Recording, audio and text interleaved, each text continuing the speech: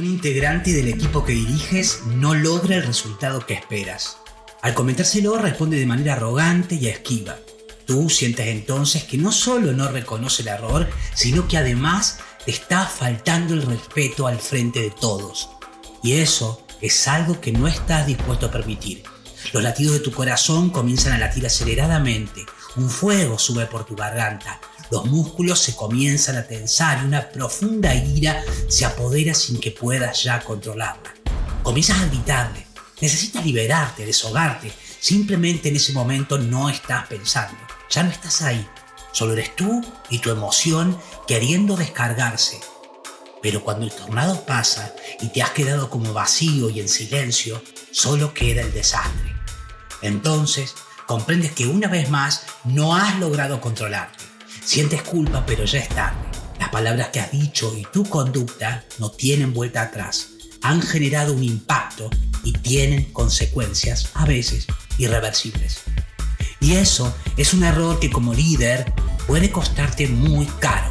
Porque cuando has perdido el control, ya no eres dueño de tú mismo. Te has convertido en esclavo de tus emociones. Y eso tiene un impacto que puede afectar a tu equipo, a tu empresa de diversas maneras. Bienvenido a un nuevo episodio de Efecto Sinergia. Bienvenido a Efecto Sinergia, mi nombre es Facu Rubiño.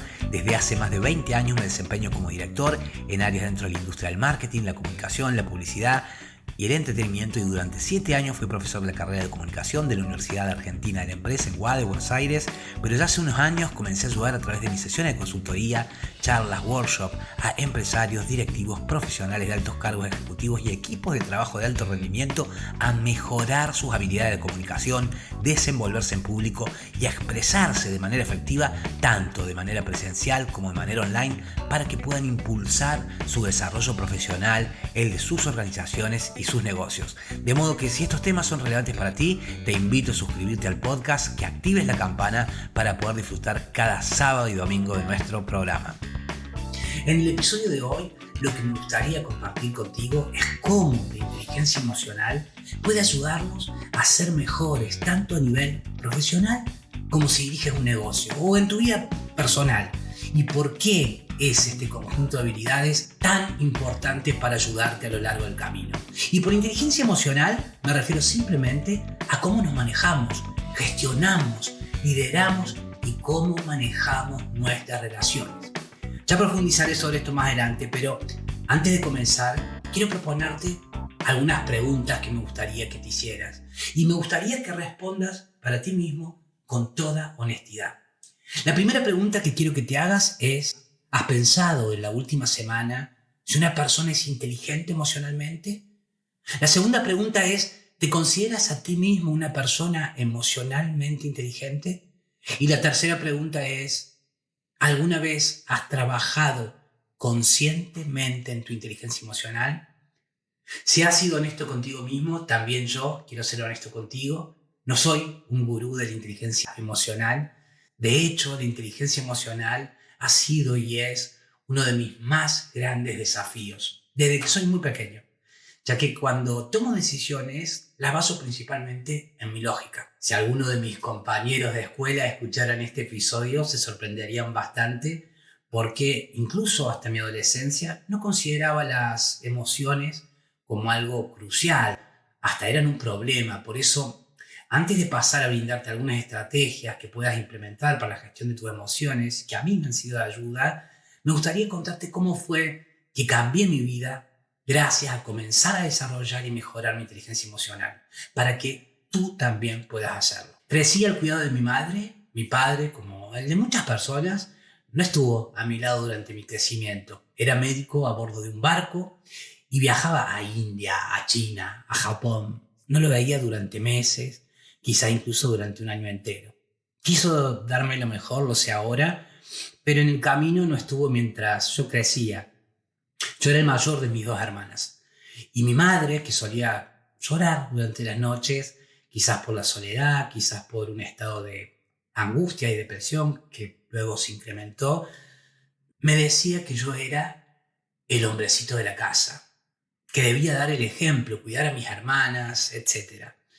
Esa suerte de mandato configuró en mí una nueva creencia que se basaba en las siguientes premisas. No puedo caer, debo ser fuerte, no ser débil ni vulnerable, no puedo darme el lujo de eso. Una creencia, lo quiero decir, bastante común, sobre todo en la mayoría de hombres de más de entre 35 en adelante. Y en mi caso también, pienso ahora dadas quizás estas circunstancias particulares. Al no poder expresar de manera articulada mis emociones, y mucho menos gestionar mis emociones, no me permitía a mí mismo llorar. O bueno, ni siquiera sentía la necesidad de hacerlo, tan disociado estaba de mí mismo. Y canalizaba mis emociones como la tristeza, la angustia, el miedo, a través de ataques de ira, que me llevaban a golpear puertas, objetos, o directamente tirarme encima de algún compañerito cuando me sentía ofendido en la escuela. Y si alguna vez lograba llorar, cosa que, como dije, muy pocas veces sucedía, y las veces que sucedía las recuerdo muy bien, era un llanto como si se destapara una canilla oxidada y de adentro saliese una cascada por la garganta, una liberación que parecía no tener fin, no quería parar. Cada vez se hacía más difícil relacionarme con mis maestros, con mis compañeros de la escuela, sobre todo en la escuela primaria. Y mi madre se había cansado de probar enviándome a deporte, fútbol, básquet, karate, natación, tenis, gimnasia deportiva. Pero por ese entonces, a diferencia de ahora, no me interesaban los deportes en lo más mínimo. No fue sino hasta que abrieron un taller de teatro en mi escuela a los 10, 11 años, que comencé a ver qué era eso de las emociones y cómo podía articular de una manera creativa y efectiva aquello que sentía y ver los efectos positivos que producía en mi vida y en la vida de los otros. Definitivamente eso cambió mi vida. Y me dediqué a ello a lo largo de más de 25 años, desarrollándome profesionalmente como actor y como profesor, profesión por la cual siento un profundo amor y que me permitió descubrir que mi propósito era y es enseñar a otras personas y entrenar a otras personas para que logren conocerse, gestionar sus emociones, expresarse, comunicarse de manera articulada, efectiva, asertiva, para poder conectar e impactar de manera positiva en otros. Ahora bien, ¿qué es esto de la misteriosa inteligencia emocional? En principio vamos a decir que es la capacidad de identificar y gestionar tus emociones y la de los demás. Y se dice que incluye 3 habilidades. En primer lugar, la conciencia emocional, es decir, empatía con los demás, pero también hacia uno mismo. Segundo, la capacidad de aprovechar las emociones y aplicarlas a tareas como la resolución de problemas clave en el liderazgo y en el desarrollo profesional. Y tercero, la capacidad de gestionar esas emociones, lo que incluye regular, pero también calmar o animar a otras personas. Pero vamos a hacer un zoom y profundicemos un poco más en qué son las emociones. Es lo que se preguntó, por ejemplo, Lisa Feldman Barrett, es una profesora de psicología de la Universidad del Norte en Boston y autora del libro How Emotions Are Made, o La vida secreta del cerebro, quien centra estudios de neurociencia afectiva y es además directora del Interdisciplinary Affective Science Laboratory, en donde realiza junto a su equipo cientos de estudios para ver cómo funcionan la emoción en relación al cuerpo y al cerebro. Y de estos estudios se desprenden algunas hipótesis e ideas que me resultan súper interesantes y que quiero compartir con ustedes. Feldman y su equipo han analizado cientos de estudios fisiológicos con miles de sujetos de prueba. Han escaneado cientos de cerebros para investigar cómo actúan las emociones, cómo reaccionan a tanto a nivel físico como a nivel neuroquímico. Han examinado todos los estudios de imagen cerebral sobre la emoción que se han publicado en los últimos 20 años. Y los resultados de todas estas investigaciones son abrumadoramente consistentes. Puedes creer que tu cerebro está precableado con circuitos emocionales. Crees que has nacido con circuitos neuronales que rigen tus emociones, pero no es así. Entonces, ¿qué son realmente nuestras emociones? ¿Estás listo? Esto me partió la cabeza. Nuestras emociones son conjeturas, es decir, suposiciones que tu cerebro construye en el momento en el que miles de millones de neuronas están trabajando juntas y tenemos más control sobre esas suposiciones, sobre esas conjeturas de lo que te imaginas. Porque esas conjeturas las sacamos a través de experiencias pasadas que pueden haber sido negativas, positivas, traumáticas.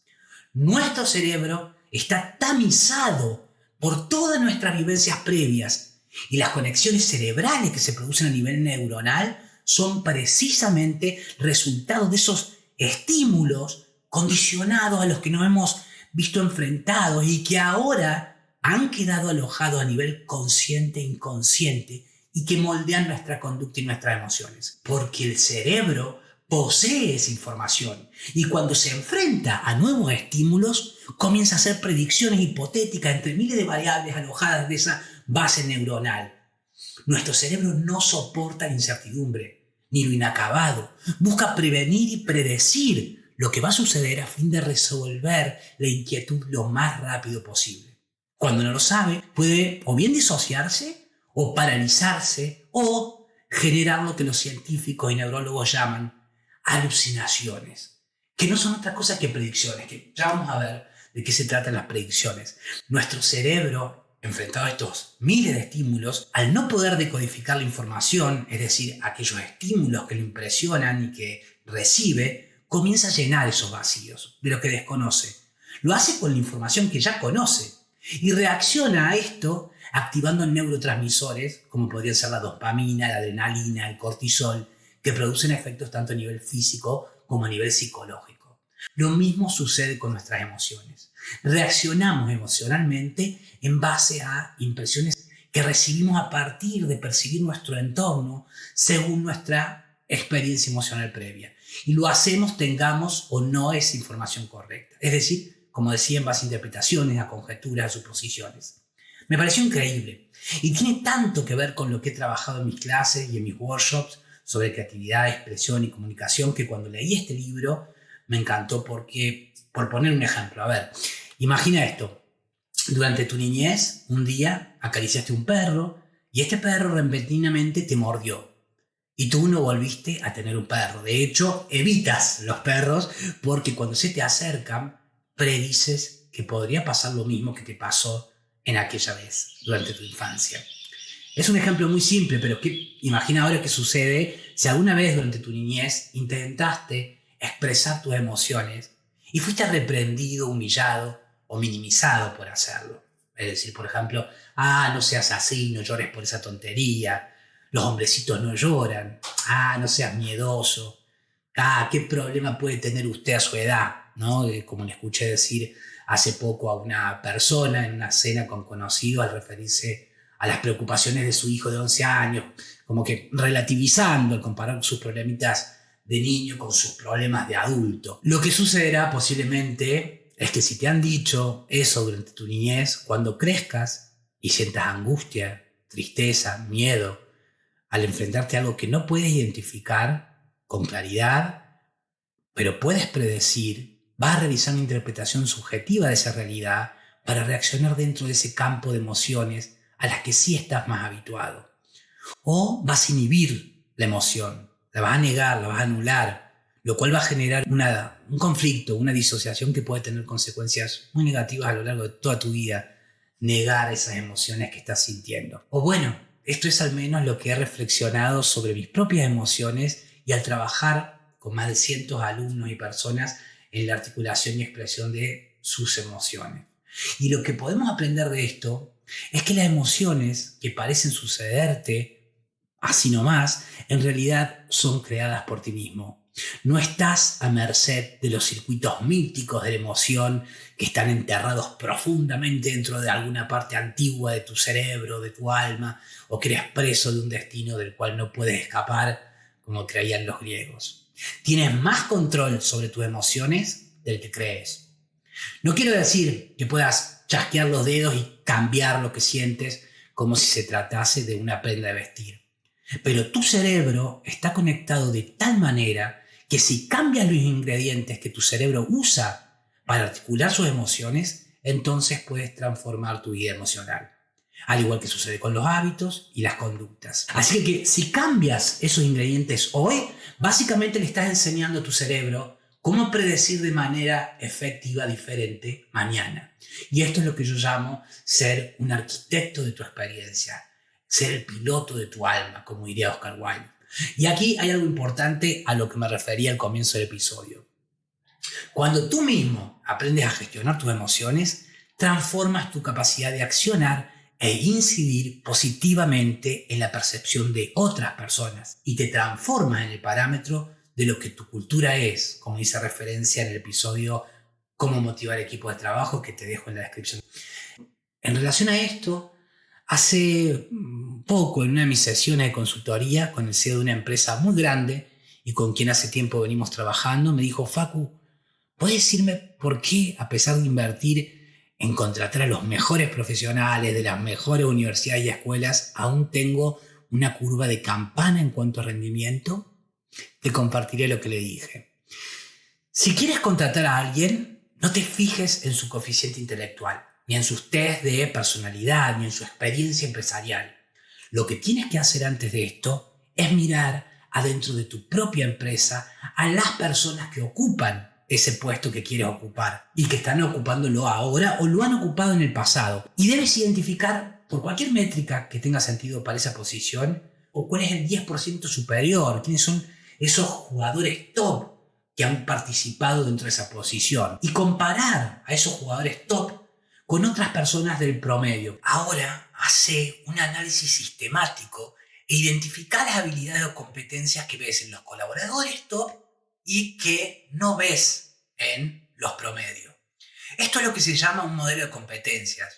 Para aquellos que no estén familiarizados con el término, un modelo de competencia es un marco conceptual que define y describe las habilidades y competencias necesarias y más relevantes que debe poseer un perfil en determinada posición para lograr cumplir con la misión, visión y objetivos dentro de una empresa. La mayoría de las empresas de clase mundial tienen sus propios modelos de competencia, en particular para los objetivos de alto nivel. Y lo que es posible hallar en esos modelos de competencia de estas grandes empresas es que para trabajos de todo tipo la inteligencia emocional es aproximadamente el doble de importante que otras métricas que se pueden utilizar, incluso por encima del coeficiente intelectual y las habilidades técnicas desarrolladas. Cuanto más asciende en una organización, más importa la inteligencia emocional. Así, por ejemplo, para los puestos de alto nivel, digamos, entre el 80 y 90% de las competencias que las propias empresas identifican como estrellas distintivas se basan, como decía, en inteligencia emocional. Y esto tiene sentido porque lo que haces en ese momento, cuando estás liderando, no es utilizar tus habilidades técnicas o lo que hayas aprendido para ese puesto en términos de capacidades cognitivas. Lo que haces sobre todo es gestionar personas. Y cuando gestionas personas, debes gestionar sus emociones.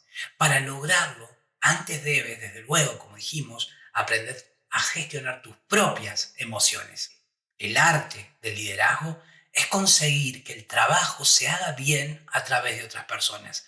Cuando gestionas mal tus emociones, estás gestionando mal a tu equipo.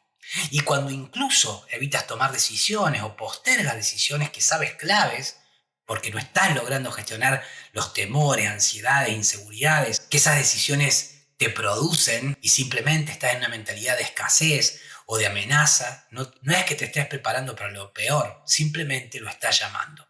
Entonces, como decía, es una habilidad clave para el liderazgo, porque se basa en la capacidad de percibir y poder desarrollar una visión y un pensamiento global para poder identificar, por ejemplo, el reconocimiento de patrones y comprender cómo un cambio o un hecho aparentemente aislado dentro de un sistema complejo va a ramificarse después en otra área, o como una decisión tomada hoy va a ser importante dentro de 5 o 10 años, y eso te va a permitir identificar tu estrategia. Pero una vez que tienes tu estrategia, solo puedes llegar a ella a través de tu gente, de tu equipo. Pero como decía, no vas a poder hacerlo si antes tú mismo no te transformas en el modelo. Por eso acá hay una serie de 6 pasos que te van a ayudar a lograrlo. El primer paso es reconocer nuestras emociones, pero no solo como tales, sino como algo valioso, porque eso es lo que son. Según una investigación de Antonio Di Marzo, las personas cuyas partes del cerebro responsables de las emociones han sido dañadas se encontraron incluso con más dificultades para tomar decisiones racionales que las que no. Así de valiosas son. Por eso debemos darle la entidad que tienen, no minimizarlas. no evadirnos de las emociones, no taparlas, sean las nuestras o las de otras personas. Ser empático y comenzar a entrenar la disponibilidad a poder hablar sobre las emociones sin censurar, sin opinar, simplemente escuchando activamente, empáticamente. El segundo paso es diferenciar nuestras emociones. Muchas veces cuando hablamos o expresamos un sentimiento, sustituimos el original por otro que creemos conocer mejor o manejar mejor. Y las palabras, hay que decirlo, son una esperanza, un puente y una poderosa herramienta para conectar entre personas, pero también, como diría Borges, poderosos laberintos donde crear ficciones que oculten la verdad. Así entonces, por ejemplo, alguien nos pregunta ¿cómo estás? Y nosotros quizás respondemos un poco cansado, cuando en realidad quisiéramos decir la verdad me siento aburrido, hastiado, angustiado, falto de motivación, etc. Desde luego, no podríamos decirle esto a cualquier persona, pero es importante que no nos creamos del todo aquellas palabras que utilizamos para referirnos a nuestras emociones y que realmente hagamos un esfuerzo para hurgar en cómo nos sentimos. Y busquemos la manera de expresarlo, sea a través de un diario, sea a través de una conversación con un amigo, con un profesional, sea a través de alguna manera de expresión creativa. Hay muchas emociones diferentes y todas ellas tienen sus funciones. Y todas ellas también necesitan ser manejadas o gestionadas de forma diferente. Por lo tanto, es importante llegar al núcleo, que no exista una mentira que encapsula la emoción verdadera. Y luego también hay que aceptar y apreciar todas esas emociones, porque las emociones no son buenas ni malas. Simplemente adquieren una connotación a través de la sociedad o de una determinada cultura. Por ejemplo, la tristeza ante un duelo o ante una muerte. ¿Por qué intentamos tan desesperadamente eliminar eso de nuestras vidas? Si en realidad no es nada más ni nada menos que una hermosa ilustración del aprecio que sentimos por algo o por alguien. El tercer paso es reflexionar sobre nuestras emociones. Me atrevería a decir que el 90% de las personas de este mundo viven adormecidas, en una carrera hacia ningún lugar, sin preguntarse por qué hacen lo que hacen, cuál es su propósito y mucho menos cómo se sienten. Han sido adormecidos simplemente para que puedan producir lo necesario para consumir, subsistir, y adormilados a través de constantes bombardeos que capturan su atención y su tiempo a través de redes sociales, para que entreguen su cerebro a la manipulación externa que no los va a ayudar a desarrollarse y mucho menos a encontrar el tiempo y buscar las palabras para pensar sobre cómo me siento, cómo te sentís. Muchas de estas personas simplemente temen detenerse a ver cómo se sienten, porque piensan que si lo hacen, simplemente hallarían un hondo vacío. Continúan en piloto automático mientras la vida se va hasta que una tragedia o un punto de inflexión los vuelve a traer a la vida. Seguramente conoces personas así, o en algún momento seguramente te has sentido así. Pero también imagino que comprendes que quien se acostumbra a vivir una vida confortablemente monótona, soportablemente angustiante, sin demasiados pesares, pero también sin grandes aventuras, es alguien que ha dejado de sentir curiosidad y que se está volviendo un muerto en vida. Por eso es importante este tercer paso, que reflexiones sobre tus emociones, que te preguntes cómo me siento, a qué se parece lo que siento. Y una recomendación es que puedas expresar tus emociones en términos de imagen, llevarlas hacia afuera en términos de imagen. Ya voy a profundizar sobre cómo hacer esto. El fantasma que nos asfixia es el que se queda dentro nuestro, el que se queda atragantado, el que no podemos expresar. Exorcizar la emoción entonces, lograr articularla, sea escribiéndolo, como decía, en esta suerte de diario, sea a través de una conversación con este amigo, confidente, con este entrenador o mentor profesional, en donde podrías decirle, por ejemplo, en vez de, no sé, me siento un poco cansado, comenzar a ser más precisos, más honestos, más curiosos, para encontrar esas palabras que logren expresar tal cual lo que sentimos. Entonces, si decimos en cambio de ese, no sé, estoy cansado, ver realmente y decir, no es cansancio, es que me siento angustiado. Y ahí ya he dado un paso y está bien para empezar.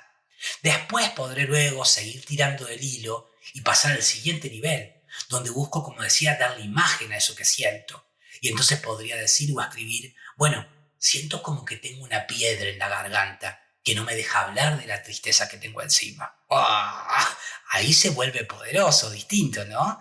Luego podría también comenzar a indagar en de dónde viene esta emoción. ¿Por qué crees que te sientes como te sientes? Y no te juzgues. A menudo nos despertamos por la mañana y a medida que emerge la conciencia, comenzamos a sentir a veces esta terrible pereza, este pavor que a veces sentimos por lo que vendrá. Y bueno, inmediatamente nuestra mente comienza a correr. Comenzamos a pensar en todo lo que tenemos que hacer en el trabajo y en esa montaña de emails de los que nunca se parece salir, y en las llamadas que hay que devolver, y en esa reunión importante que tenés al otro lado de la ciudad y que va a tener que luchar contra el tráfico para llegar, lo que significa que quizás pueda llegar tarde a recoger tu hijo y que tu perro esté enfermo.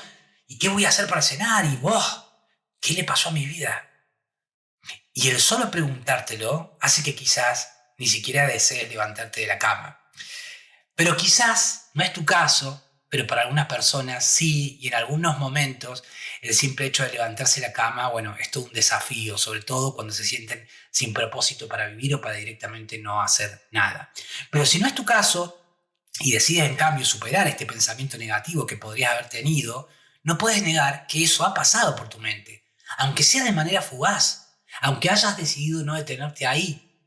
Y no es necesario evitarlo, sino comprender que lo que muchas veces está mal en esta carrera mental es que la predicción está siendo negativa, te estás preparando negativamente. Tu cerebro está buscando encontrar una explicación para esas sensaciones en tu cuerpo que experimentas como desdichadas y estás intentando explicar, bueno, ¿qué causó esas sensaciones para que sepas qué hacer con ellas? Pero esas sensaciones podrían no ser un indicio de que algo va mal en tu vida o de que va a ir todo mal. Pueden tener una causa puramente física a veces. Quizás estás cansado, quizás no has dormido lo suficiente, quizás tengas hambre, quizás estés deshidratado. Entonces, la próxima vez que sientas esta angustia intensa, pregúntate, ¿podría tener una causa puramente física? ¿Es posible que puedas transformar el sufrimiento emocional en un mero malestar físico? Ahora, no estoy sugiriendo que puedas realizar un par de trucos mentales, Jedi, y luego, listo, convencerte de que no estás deprimido o ansioso ante cualquier tipo de situación grave, ni que puedas ser inmune a un entorno sociocultural negativo, a una crisis política, económica, etc., ni a cualquier tipo de pensamiento New Age facilista y pseudo espiritual. No, lo que estoy diciendo es que tienes más control sobre tus emociones de lo que te imaginas y que tienes una gran capacidad de bajar el dial de sufrimiento emocional y sus consecuencias en tu vida van a impulsar mejor tu rendimiento y a construir experiencias significativas más positivas. El cuarto paso es gestionar las emociones. No soy fan de la palabra controlar. Sospecho cuando alguien dice quiero controlar mis emociones. Pienso que las emociones son más grandes y más poderosas que nuestras intenciones conscientes y que cuando intentás controlar, el tiro sale por la culata y la emoción se filtra transformada en otra cosa, muchas veces de mayor intensidad que aquello que intentabas controlar. A veces se traduce en enfermedades, a veces se traduce el cuerpo habla, dicen, ¿no? Por eso me resulta interesante tratar la emoción en términos de gestión, de articulación, de expresión. Y aquí, para poder gestionar estas emociones, deberías encontrar tu propio canal de salida, tu propio método. Una vez que has reconocido tu emoción, que has logrado identificar lo que estás sintiendo, que has logrado diferenciarlo, llega el momento de comenzar a gestionarlo. Hay personas que logran lidiar con la presión, el estrés o incluso con la angustia o la ira gracias al deporte. Otras lo hacen a través de la meditación, del mindfulness, del yoga o de actividades como pintar, tocar un instrumento, hacer teatro, hacer manualidades, practicar la jardinería, armar un rompecabezas, leer, encontrarse con amigos, quién sabe. Debes hacer pruebas, ir testeando, ver de qué manera puedes canalizar la emoción, gestionar la emoción. Si cuentas con un amigo, puedes preguntarle, por ejemplo, ¿cómo afrontas tú esta situación?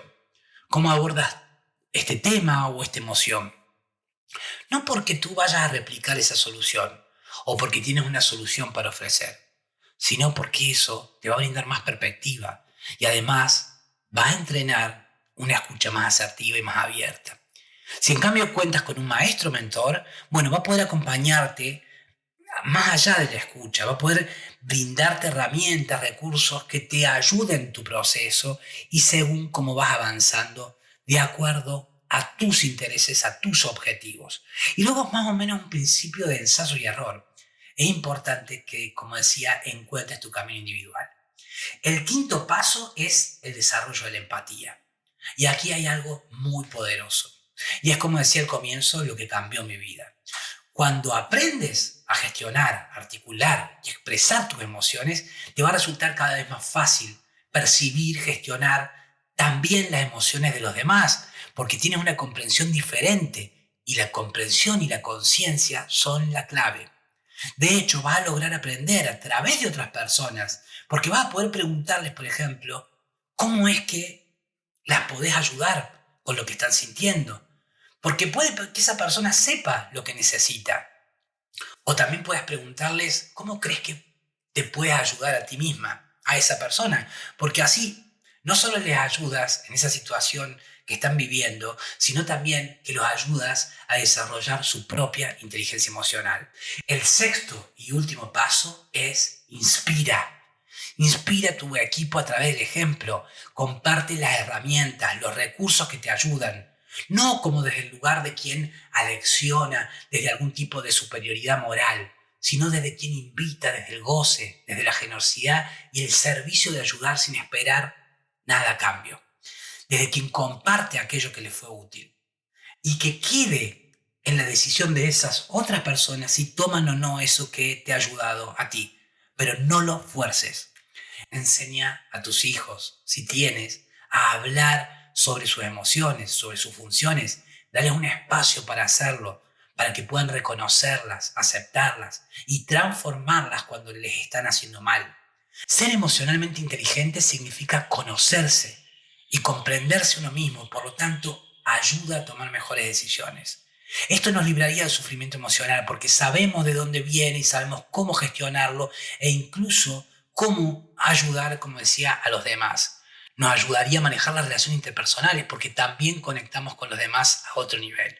Y las relaciones interpersonales están en todas partes, piénsalo. ¿Qué significaría tener un jefe emocionalmente inteligente? O ser ese líder transformacional que sabe gestionar sus emociones e inspirar a su equipo de manera asertiva. ¿O qué significaría tener un padre emocionalmente inteligente? ¿Qué sucedería si todos fuésemos emocionalmente inteligentes? ¿Cómo abordaríamos las diferencias? Sería interesante. ¿Cómo abordaríamos los temas como la salud mental o cómo abordaríamos los conflictos? Realmente creo que por todo eso es clave desarrollar nuestra capacidad de gestionar nuestra inteligencia emocional y deseo con este episodio haber contribuido a ello.